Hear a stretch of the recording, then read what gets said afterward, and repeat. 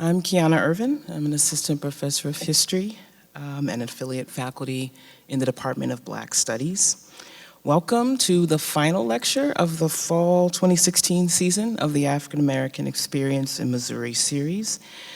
Actually, today marks its 1-year anniversary. The lecture series began with a conversation between Dr. Gary Kramer, who's the executive director of the State Historical Society of Missouri, and my co-curator. A conversation between Dr. Kramer and Chancellor Hank Foley. So we're delighted that the series lives on, and we wish to, of course, extend our deepest thanks to all of our supporters, to staff, to faculty, to administrators, to members of the Columbia community who helped to make this series possible and who have attended many of our lectures. Chancellor Hank Foley and Dr. Karen Foley are here tonight. Welcome, thank you for coming. And just a word about our lecture series. It began as a collaborative project of the State Historical Society of Missouri's Center for Missouri Studies and the University of Missouri's Division of Inclusion, Diversity, and Equity. And we aim to provide opportunities for the campus and the wider community to learn about the history of Black Americans in our state. And so far, we've had lectures by Dr. Diane Moody Burke from the University of Missouri, Kansas City, from Dr. Martha S. Jones from the University of Michigan, Dr. Walter Johnson from Harvard University, Dr. Lee Vandervelde from the University of Iowa, and most recently, Dr. Miller Boyd from the University of Mississippi. The Spring 2017 series will feature 3 lectures on Black American experiences in the 20th century. We're finally getting to the 20th century, so stay tuned and please join us. Now, tonight's speaker, Dr. Bryan Jack, earned an MA degree in American Studies from the University of Alabama and a PhD in American Studies from St. Louis University. He's an associate professor of historical studies at Southern Illinois University, Edwardsville. And prior to Southern Illinois, he taught at Winston-Salem State University in North Carolina.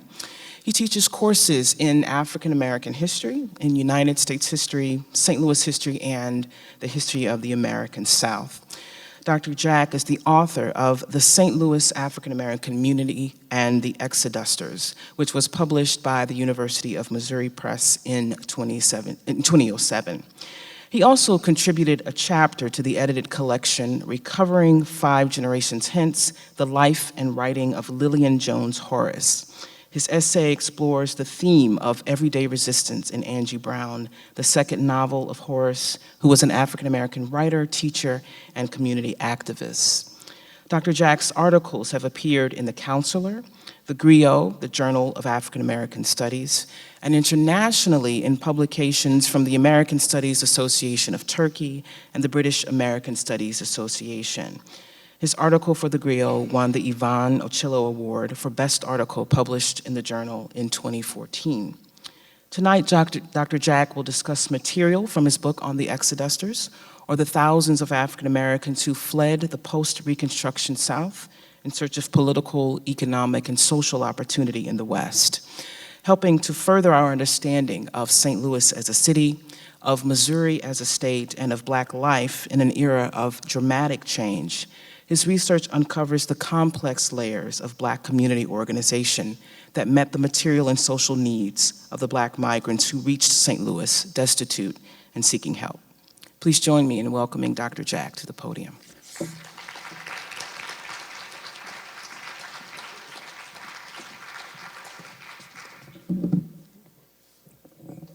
Thank you very much.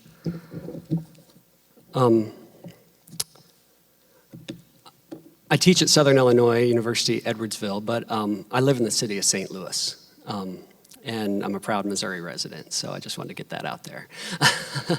And so I'd like to begin by stating that I think this lecture series is a wonderful idea and a great service to our state.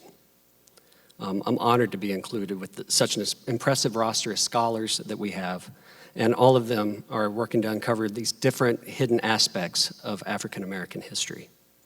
I'd like to thank the staffs of the State Historical Society of Missouri and the University of Missouri for the work they did in organizing tonight's event. Dr. Kiana Irvin, doing such exciting work on gender, labor, race in St. Louis, and I can't wait to read your book when it comes out. And Dr. Gary Kramer, his work's been very influential on me and everybody else who does African American history, especially in Missouri. They're really to be commended for directing this series. Finally, I'd like to thank everyone for coming tonight. I don't know if you're like me, but I didn't get a whole lot of sleep last night. So I really appreciate you coming out tonight and being part of this discussion. I hope to make it worth your time, and I hope we have a very fruitful discussion. At the end of my presentation, we're going to leave time for questions and hopefully have a discussion. And because a part of my research is to give a voice to people, in my presentation I'll be reading directly from some sources as well. Okay, so we also I'll be reading most of my presentation because of the closed captioning, so please utilize that as well too. But we'll be talking from the president away from the script a bit as well. So.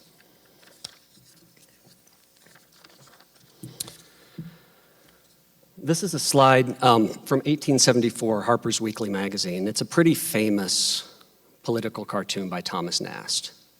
And it's entitled "The Union as It Was," right? And so it's towards the tail end of Reconstruction.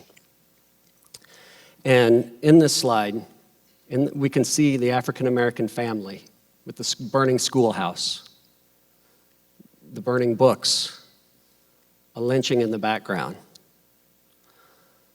the White League, the Ku Klux Klan, shaking hands under the banner of the Lost Cause with this family.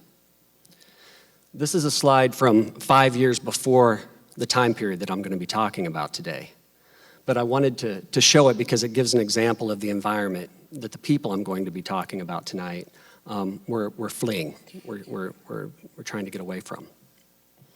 So in the spring of 1879, when he arrived in St. Louis, Jacob Stevens, a 22-year-old African-American farmer from Hinds County, Mississippi, said, "The reason I leave the South is because I can't make a living there, and I can't get my rights.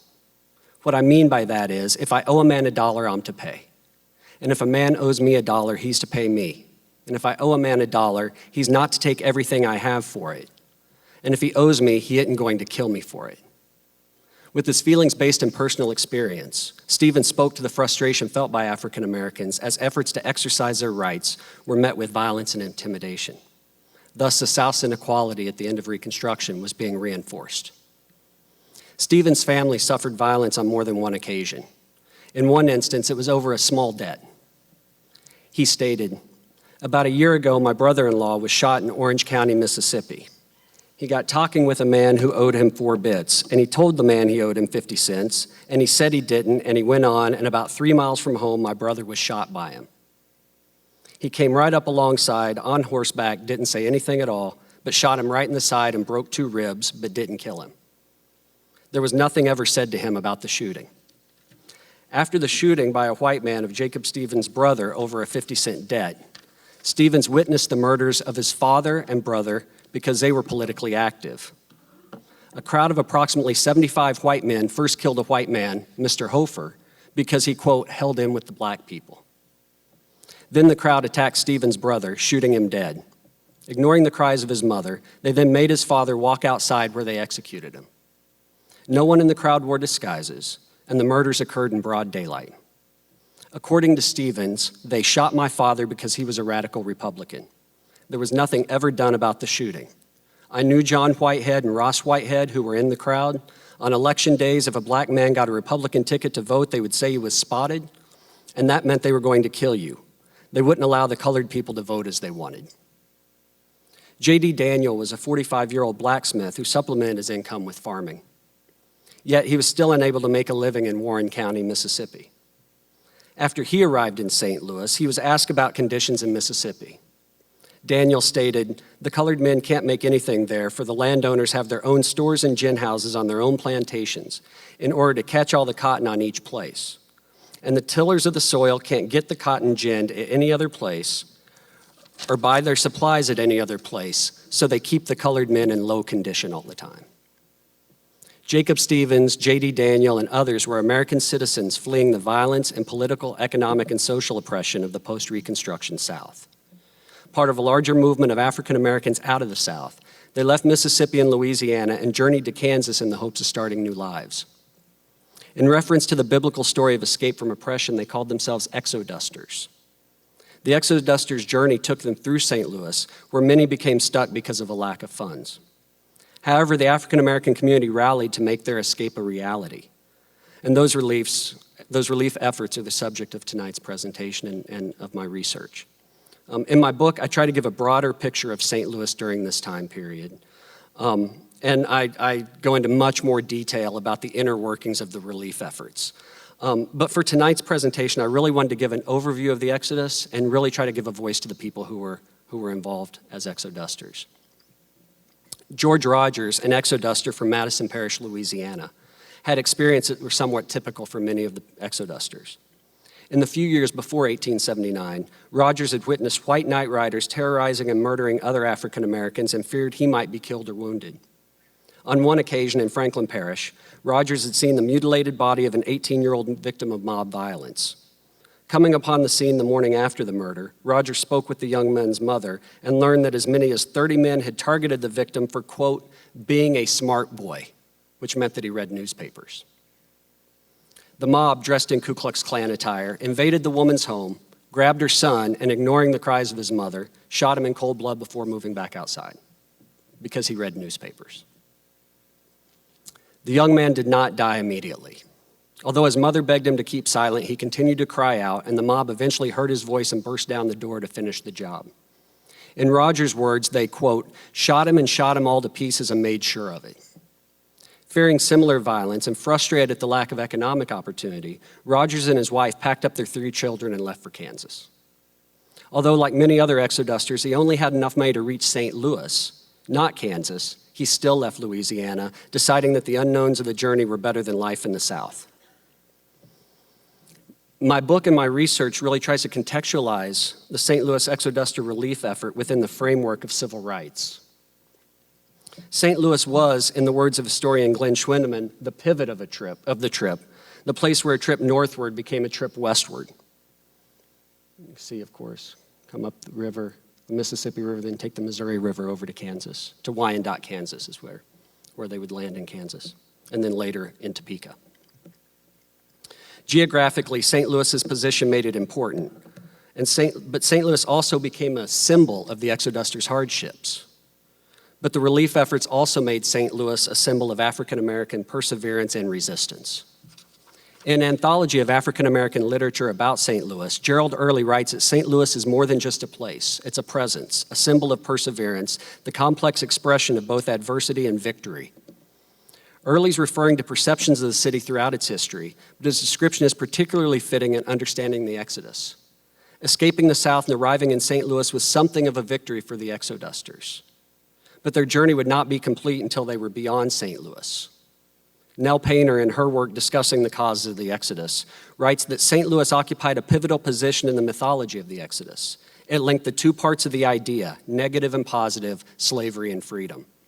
When I started doing this research as a graduate student, it kind of hooked me on trying to understand St. Louis. Almost 20 years later, I'm still trying to understand St. Louis, right? It's an unwelcoming city located within a former slave state. And the Exodusters recognized St. Louis as a barrier to cross on their journey towards freedom. One Exoduster even kept with the biblical theme of the Exodus and referred to St. Louis as the Red Sea. However, the African-American community was positioned to help the Exodusters continue their journey and saw it as their duty to do so. The story of the Exodusters provides us a small glimpse into life on the threshold between Reconstruction and Jim Crow. The Exodusters' time in St. Louis and the African-American community's efforts provides us a lens into African-American civil rights organizing in the 19th century. And oftentimes people don't think of civil rights organizing in the 19th century, right? This is just a picture of the St. Louis Wharf about the time that the Exodusters were landing. Early in the morning of March 12, 1879, Charlton Tandy was called to the St. Louis riverfront.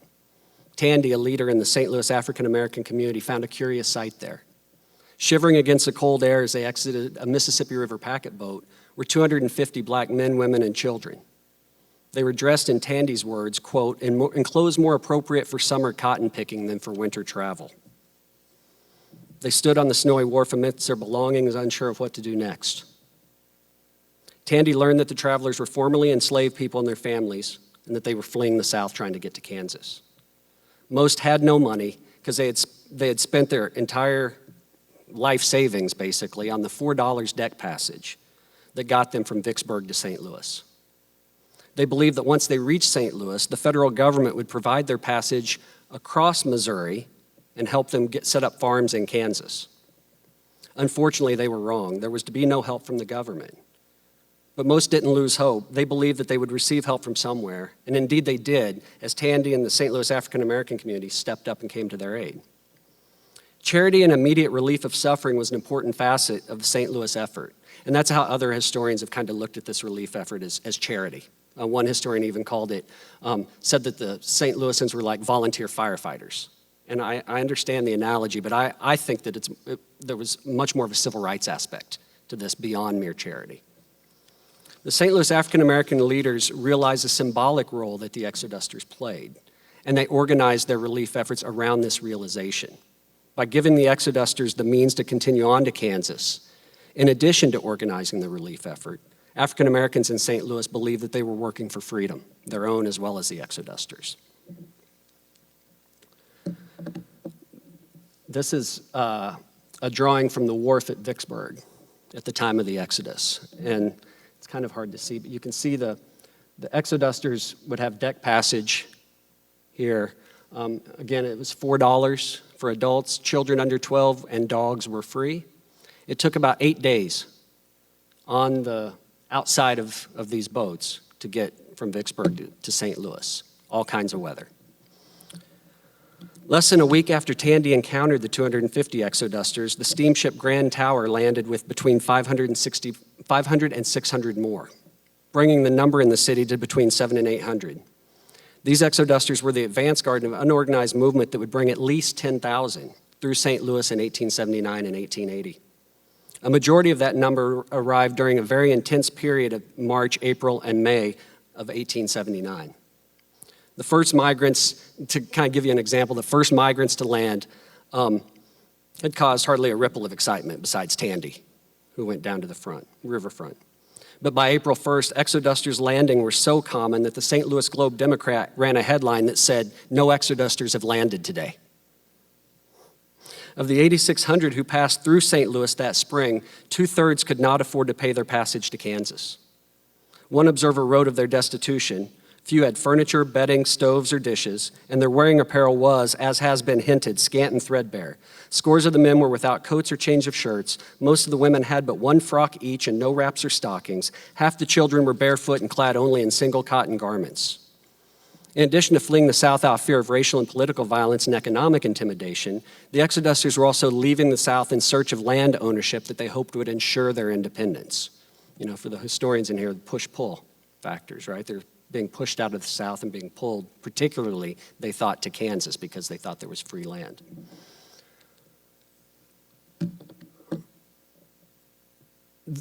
The Exodusters of 1879 were a contrast to previous African-American migrations to Kansas that consisted of well-equipped, well-organized colonies. The most famous of these is Nicodemus, 1877, the all-African-American town that gets founded. The Exodus of 1879 was not like this. It was a headlong rush by people with no visible means of support or aid. These were people who were fleeing. The papers continually refer to them as refugees at the time. And so the question that came up when they got to St. Louis with no way to go forward was, would they continue their attempt to leave the South, or would they turn back because the river boats were offering them free transportation back home, back down south? Ultimately, most decided to press on to Kansas, but were only able to do so because African Americans in St. Louis organized their relief. So to escape, they would gather as many belongings as they could carry and sit on the riverbanks waiting to be picked up by northern-bound riverboats. As they waited, they were often harassed, threatened, and in some cases injured and killed by mobs of white bulldozers. Bulldozing was a term for violent, coercive methods used to intimidate African Americans. Essentially, they're rural race riots. Exodusters who passed through St. Louis came from 5 Louisiana parishes and 3 Mississippi counties that were collectively known as the Bulldozed District, where violence and intimidation were exceptionally harsh. They're also all on the river, right? So these are folks who could get to the river to escape. Sometimes they arrived in family-sized groups, but often there were dozens and even hundreds landing simultaneously on the St. Louis riverfront. They did not receive a warm welcome from city officials. St. Louis political leaders, that's Henry Overstolz on the left, he was the mayor. St. Louis political leaders were hostile to the exodus and attempted to stop it. On March 15th, Henry Overstolz sent a telegram to several cities downriver in hopes of heading off further migration. The telegram stated, "It's my duty to warn the colored people against coming to this city without money to support themselves and pay their way west."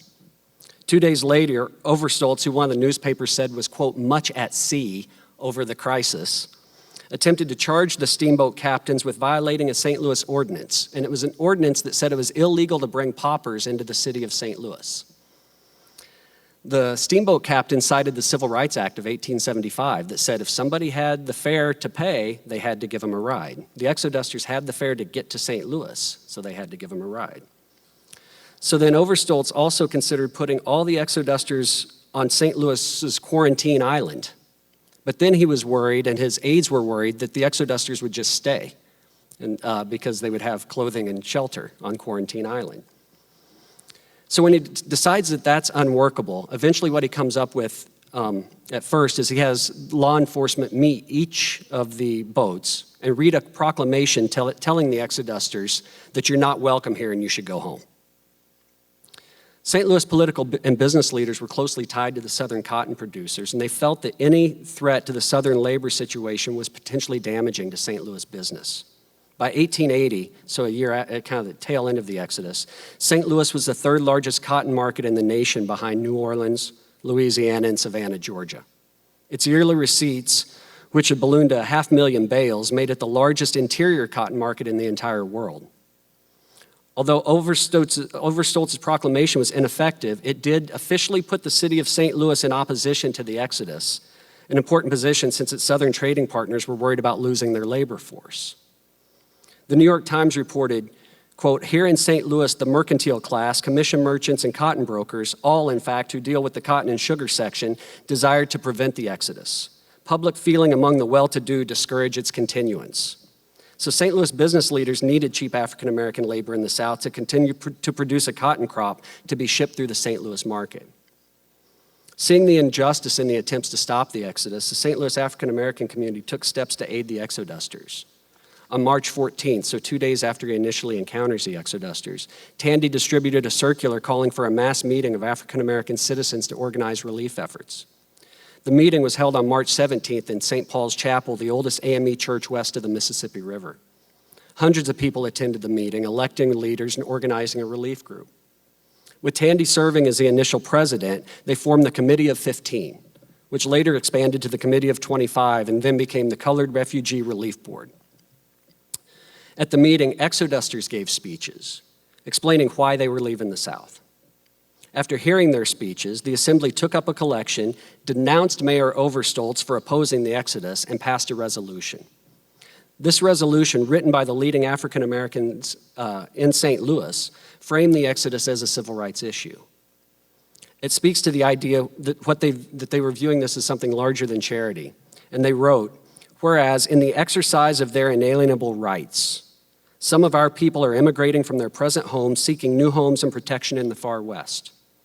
And whereas the matter is one of great importance and moment to us as a race." The African-American residents of St. Louis knew what the Exodusters were fleeing because many had also come to St. Louis from the South.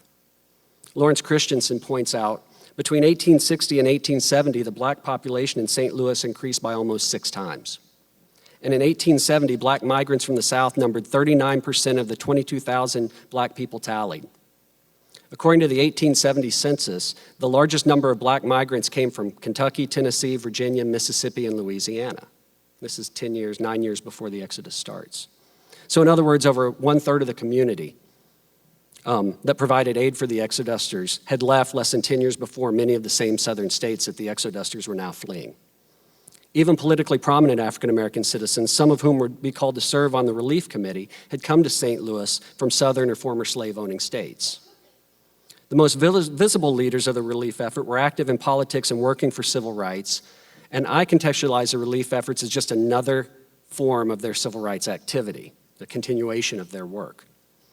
Tandy, who was the first person in St. Louis to come to the Exodusters' aid, was a native Kentuckian who had originally moved to St. Louis before the Civil War. He worked throughout his life, he worked on a parents' boycott that was protesting the lack of black teachers in St. Louis's segregated schools. He served on Republican committees.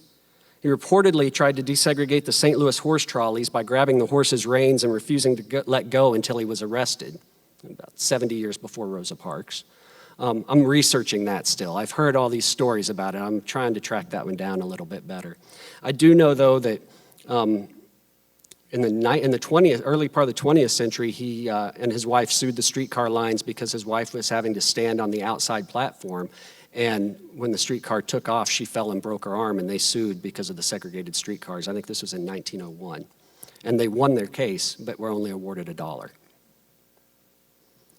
Reverend Moses Dixon, who became president of the Relief Board, was born in Ohio, but had traveled extensively in the South observing slavery. And in the years preceding the Exodus, he'd helped to form the Missouri Equal Rights League, a voting rights organization. Reverend John Wheeler, who was an outspoken member of the Relief Committee, was a freeborn native Kentuckian who had served in the Union Army, and he'd made his fortune in St. Louis as a tobacco contractor, and later he goes on to edit the St. Louis Palladium from 1897 to 1911, one of the African-American newspapers.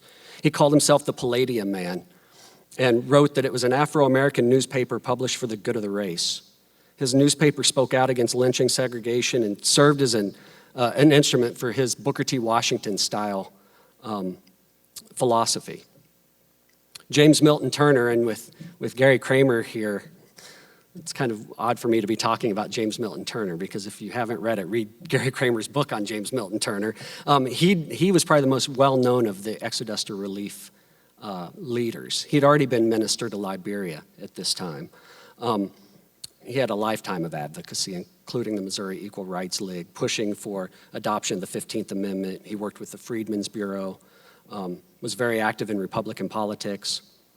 So the significance of having civil rights and freedom of movement was not an abstraction to the St. Louis African Americans. It was learned from experience. So when confronted with the Exoduster crisis, the African American community in St. Louis had a number of choices.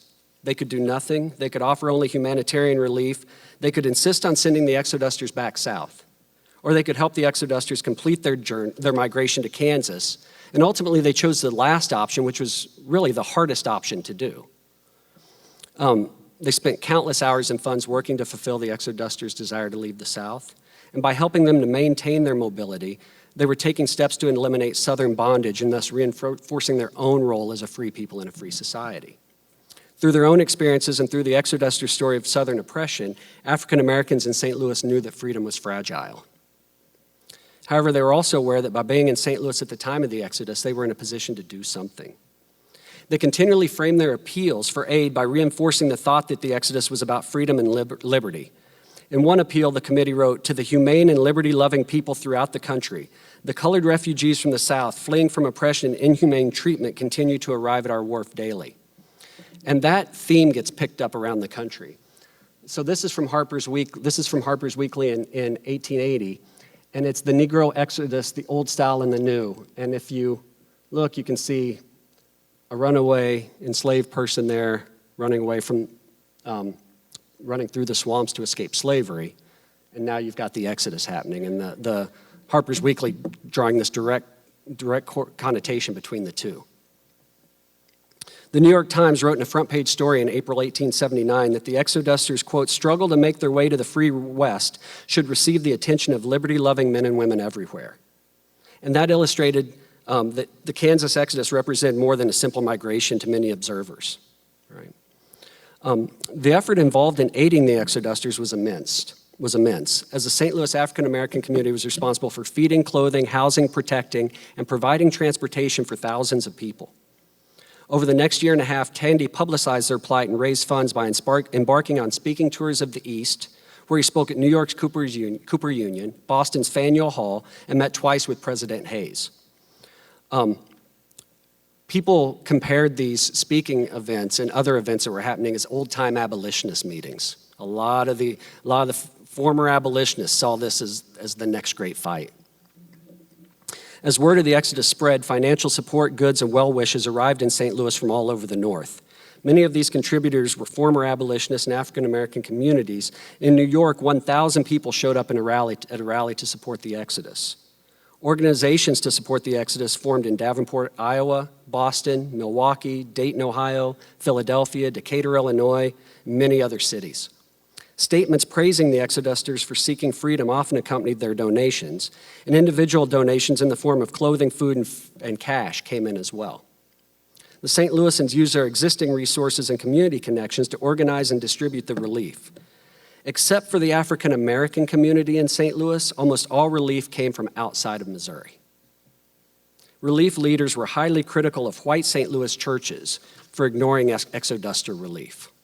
Reverend John Turner, who was one of the relief organizers, stated that white St. Louis churches, quote, evince no desire to be charitable on this occasion.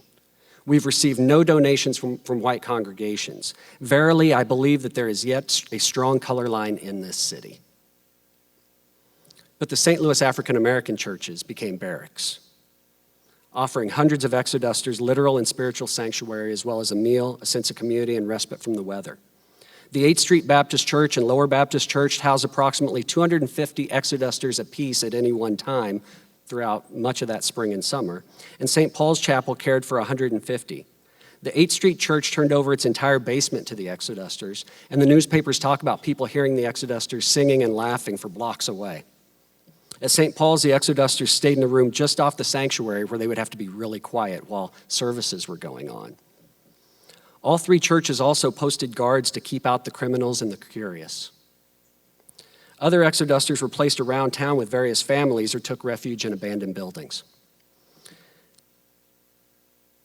St. Louis African American leaders, besides becoming relief organizers, collecting donations, providing solace, and distributing goods, they did their most important role, which was becoming ticket agents, finding passage for the Exodusters to Kansas on the Missouri River packet boats. The community even went so far as to send Charles Prentice and Daniel Prince to Kansas to make sure the Exodusters' needs were being met once they reached their destination. This is a picture of Floral Hall in Topeka, Kansas. It was one of the barracks that was set up to house the Exodusters. Prentice took charge of many Exodusters in Kansas, eventually traveling with them as they dispersed to their new homes. So now you have St. Louisans going to Kansas, making sure the Exodusters are settled where they want to be settled. The St. Louis Relief Committee was now no longer just offering relief, right? It's also aiding them in their migration.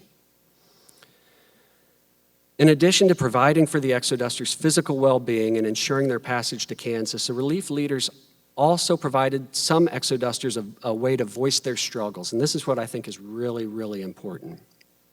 I think it's all important, but I think this part is particularly important. Relief leaders provided a notary public to take Exoduster statements that were later introduced into congressional testimony, thus ensuring that at least some Exoduster voices would be heard. That's where we got J.D. Daniel, the other people at the start. The affidavits offered a powerful counterpoint to the Redeemer's arguments about the benevolent nature of Southern race relations. In 1880, when Congress investigated the causes of the Exodus, Tandy testified and had the affidavits admitted as part of his testimony. Tandy testified that he was present during each of the affidavit interviews, and each witness, quote, spoke in their own language without having them say one thing or another, without insisting on their speaking on one side or another, but to give just the facts as they know them and could swear to them. They took 22 affidavits out of thousands of people, but they took 22 affidavits. 15 of those people who they took affidavits from traveled with their families. So within those 22 affidavits, you have 18 women and at least 43 children represented in those affidavits. However, despite the significant female presence in the Exodus, and it's my understanding that there were more women than men as part of this migration, all the affidavits come from men, which is a problematic limitation. In his congressional testimony, Tandy discussed this. He said he interviewed female Exodusters and stated he talked with a number of them about their ill treatment in the South. He testified, "I thought it was not advisable to speak with the women alone about it, and I wanted to get some of the women's affidavits, and their husbands said no, they thought it was sufficient to have their own. I wanted to get them mixed, men and women, but they said no." Owing to the attitudes of the day, Tandy had to be really circumspect in his descriptions, but he referred to the women's stories of sexual exploitation as a factor in their leaving the South. Paraphrasing the female Exodusters, he testified, "They said that the white men sought the girls, and it seemed like they had taken a liking to the Negro women down south, the white men more particularly.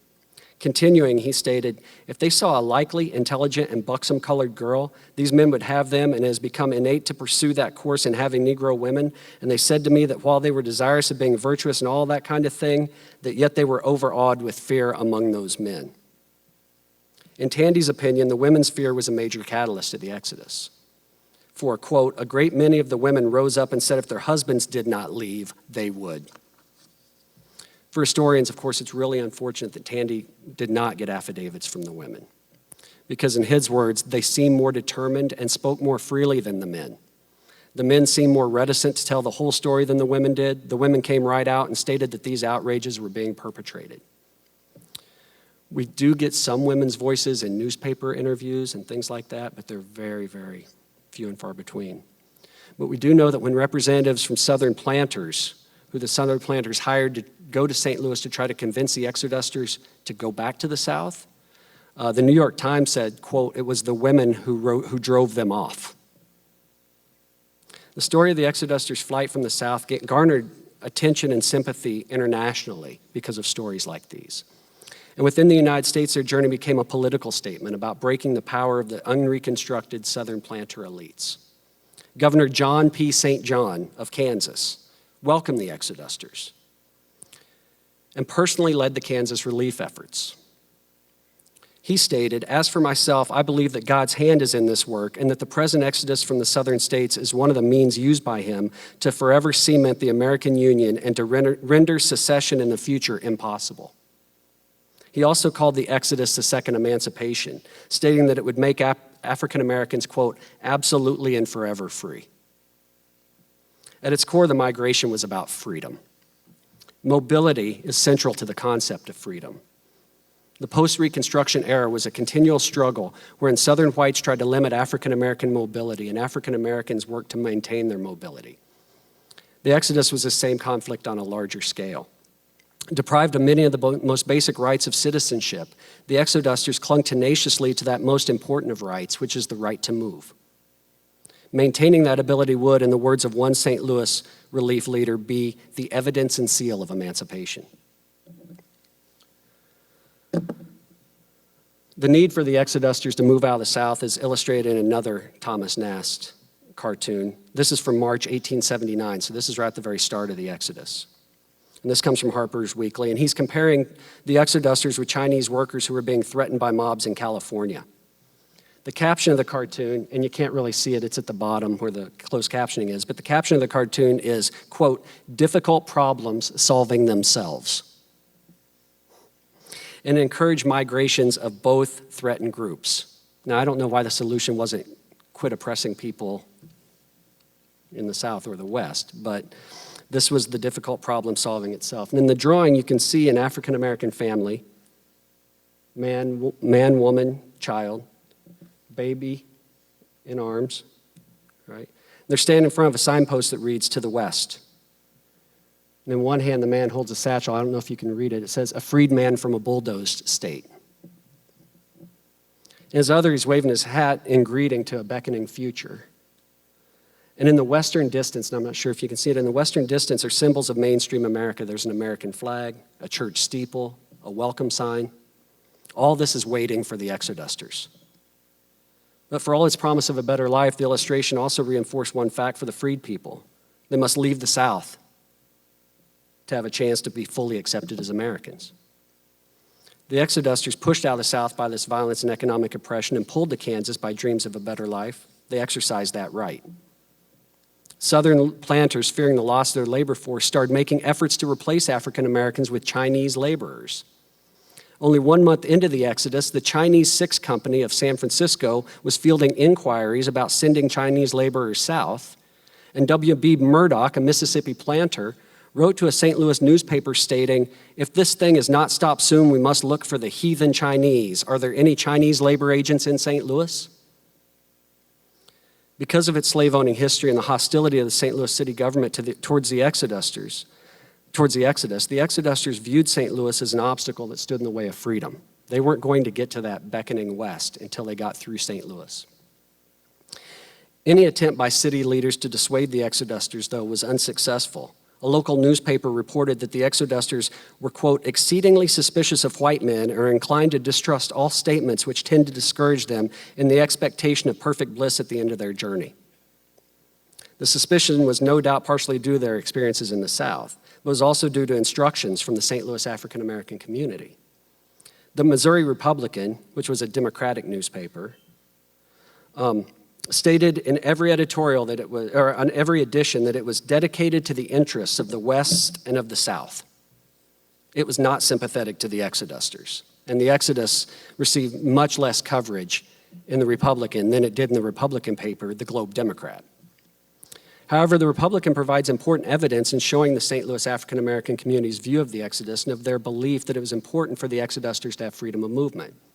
One Republican story indicated the colored population of the town manifested a lively interest in the welfare of their Southern brethren, and some of them did much to keep up the spirits of the immigrants by telling them to not believe anything the white people told them, but to just go ahead to their journey's end and see for themselves as much as they liked. 2 days later, the paper appeared to be insulted as it reported, "They pay no heed to anything a white man says, and evidently believe that they'll do a great deal better to follow their own impulses than to be guided by advice coming from any not of their own color." But the Exodusters were listening to the St. Louis African American community, and this was important to the Exodus continuing. In a story in the Globe Democrat, a reporter declared, "Several Negroes who live in St. Louis were among the immigrants, encouraging them to go ahead and never think of turning back." Later in the story, 2 of the few Exodusters who did decide to leave Kansas and return to the South were interviewed. Neither man had been able to find work in Kansas, and both had suffered deaths of family members during their journey. As they were being interviewed, a member of the St. Louis relief effort appeared and attempted to convince the Exodusters against returning south. So now you have Exodusters who are leaving Kansas, coming through St. Louis on their way south, being told by St. Louisans, no, go back to Kansas, don't go back south. The story says, it's also curious to note that the stand taken by the local Negro residents here who come in contact with the refugees. Anybody can satisfy himself any day by a trip to the levee that as soon as a boat arrives, there are parties here who go among the deck passengers and use every effort to urge the immigrants to continue on their journey, notwithstanding the pitiful experience of a great number of those who've already gone forward. The Republican and Globe Democrat reporters were not the only people who believed that African Americans in St. Louis were encouraging the Exodusters to continue. In an interview, Mayor Overstolz stated, "There are several agitators going about among the unfortunate creatures." To me, this sounds like Bull Connor when I hear him talking about agitators, but there are several agitators going about among the unfortunate creatures, urging them not to return south, but to remain here penniless and without prospect of betterment, that they may assert their freedom of action. Everyone else failed to see the Exodusters as independent actors. Instead, they debated the causes of the Exodus and over what should be done with the Exodusters, while the St. Louisans were saying, we'll provide them the opportunity to find out for themselves what they want to do. Despite the hardships and the difficulties that the Exodusters faced, they still left. Additionally, despite the brutal conditions in the South and the attempts to limit them, the Exodusters were claiming their rights as American citizens. Safely protected by the African American community in St. Louis, with his wife on the way, George Weeks stated, "I have no use for the South." Jacob Stevens, with his brother and father murdered and his brother-in-law wounded, spoke for many when he said, "I think I'm too good a man to stay down there and be killed and don't intend to do it. Couldn't carry me back south again unless they would chain me and carry me back. My people are there and I'd like to see them, but I can't go back." For John Cummings, the reasons for leaving the South included, "There's no living for me there and I can't get my rights there." 63-year-old Edward Parler, who said he would not go south again, insisted he would stay in St. Louis if he had to and walk up and down the streets here and pick up crusts. But he wanted to go to Kansas because I want to go to a free country where I can be free. Another Exoduster stated, "We're an integral part of the American people. You cannot oppress us without doing violence to yourselves." When asked by a British observer why he would take such a journey without having the proper funds to do it, one Exoduster replied, "Well, that's why white men go to new countries, isn't it? You don't tell them to stay back because they're poor. What's the Homestead Act for if not for poor people?" With the help of the St. Louis African American community, at least he would have the opportunity to try. Eventually, as resistance to the Exodus and bulldozing increased, the Exodus died out. St. Louis business leaders and Southern planners threatened to boycott against any boat lines that picked up the Exodusters. Boat captains were threatened with violence for picking up Exodusters. One Mississippi planner sued the Anchor Line Packet Company for $10,000 for supporting the Exodus. And his argument was because they normally pick up cargo, they shouldn't be picking up passengers. Although they didn't win, they did convince the riverboat companies to raise their rates from $4 with free passage for children to $5 a person, no discount for children. They also effectively convinced the boat captains to ignore the Exodusters and not pick them up. For about a month to 2 months in the summer of 1879, after the height of the Exodusters waited on riverbanks, left behind by the riverboats and harassed by bulldozers. That Civil Rights Act of 1875, the riverboat captains, because of the violence and financial repercussions threatened against them, just left the Exodusters sitting there on the riverbanks. Many of the Exodusters used up their scant resources waiting in vain for a ride out of the South. St. Louis relief leaders heard about this and developed a plan to send steamboats south. And they went to President Hayes and made the argument that these steamboats should be protected by the United States Navy to keep the highway of the Mississippi River open. Now, according to the relief leaders, Hayes agreed to do this, to send gunboats down the Mississippi to pick up Exodusters. But then after he was visited by Mississippi senators, he backtracked. Although later in the summer, the boat captains resumed picking up the Exodusters, the momentum of the movement was broken.